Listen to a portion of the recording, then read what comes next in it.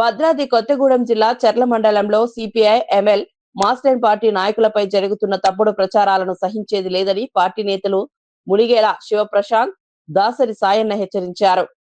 చీమలపాడు ఇసుక సొసైటీ పాత అధ్యక్షురాలి భర్తతో పాటు కొందరు బడా కాంట్రాక్టర్లు పార్టీ నాయకులపై ఉద్దేశపూర్వకంగా తప్పుడు ప్రచారం చేస్తున్నారని ఆరోపించారు.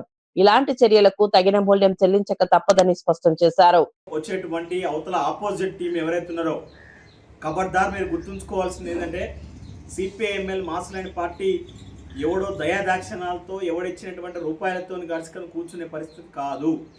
రెండవది పార్టీ సంబంధించినటువంటి వ్యక్తుల మీద చేసేటువంటి ప్రచారం ఏదైతుందో ఆయన రాడు అని చెప్పేసి మాట్లాడేటువంటి పద్ధతి ఏదైతుందో ఆయన వస్తాడా రాడా ఏంటి అనేది మాకు తెలుసు, మా పార్టీ సంబంధించినటువంటి వాళ్ళకి తెలుసు.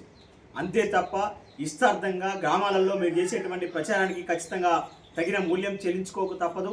కాబట్టి ఓ కాంట్రాక్టర్ సంబంధించినటువంటి చర్ల సంబంధించినటువంటి కాంట్రాక్టర్, ఓ ఫెర్టిలైజర్ షాప్ మొత్తం నడుపుతున్నటువంటి ఒక కాంట్రాక్టరు, దాంతోపాటు ఒక జెడ్పీ సంబంధించినటువంటి మాజీ సంబంధించినటువంటి జెడ్పీటీసీ ఎవరైతే ఉన్నారో ఆమె కానీ ఇతర సంబంధించినటువంటి వాళ్ళు ఎవరైతే ఉన్నారో వాళ్ళు మొత్తం కూడా దీన్ని కావాలని మాత్రం కూడా ప్రచారం చేస్తూ ఉన్నారు.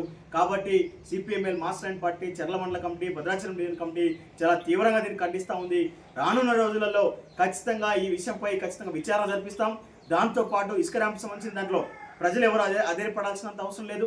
అక్కడ చిమ్మలపాడు సంబంధించిన సుందరయ్య నగరు, అట్లాగే రేగుంట సంబంధించినటువంటి ఇతర గ్రామాలలో బయలాకు విధులంగా ఉన్నటువంటి కొయ్యూరు గ్రామస్తులను విడిదేయాలని చెప్పేసి చాలా అన్యాయమైనటువంటి కోరిక. దానికి సంబంధించినటువంటి ఏదైతుందో ఆ కోరిక సంబంధించిన దాంట్లో మేరకంగానే మేము అధికారులు కూడా అదే పద్ధతిలో సహకరిస్తూ ఉన్నారు.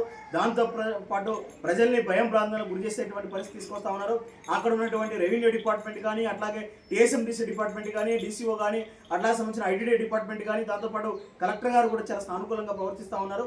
కాబట్టి పేద చట్టాన్ని గౌరవించాలి, అట్లాగే ఏజెన్సీ చట్టాన్ని గౌరవించాలి. తగిన సంబంధించినటువంటి గ్రామస్తులు నాలుగు గ్రామాలు ఒక గ్రామం పక్క ఒక పక్కపై ప్రయత్నం చేస్తూ ఉన్నారు. కాబట్టి ఈ పద్ధతిని కానుకుంటా అధికారులను తప్పుదోవ పట్టిస్తే మాత్రం సిపిఎంఎల్ మాస్లైన్ పార్టీ ఊకోదు. రానున్న రోజులలో జిల్లా కలెక్టర్ ఆఫీస్ని ముట్టడించబోతా ఉన్నాం. దాంతోపాటు మీరు అధికారులు చేసేటువంటి ఆర్థిక అరాచకాన్ని మాత్రం కూడా ఖచ్చితంగా సమరగీతం పాడే రోజు దగ్గర పడింది. కాబట్టి ఖచ్చితంగా ఖబర్దార్ మరోసారి చెప్తా ఉన్నాం, మీరు ఈ పద్ధతి మానుకోకపోతే సిపిఎంఎల్ మాస్లైన్ పార్టీ బుద్ధి చెప్పింది, ప్రజలంతా బుద్ధి చెప్తారని చెప్పేసి ఈ సందర్భంగా డిమాండ్ చేస్తా ఉన్నాం.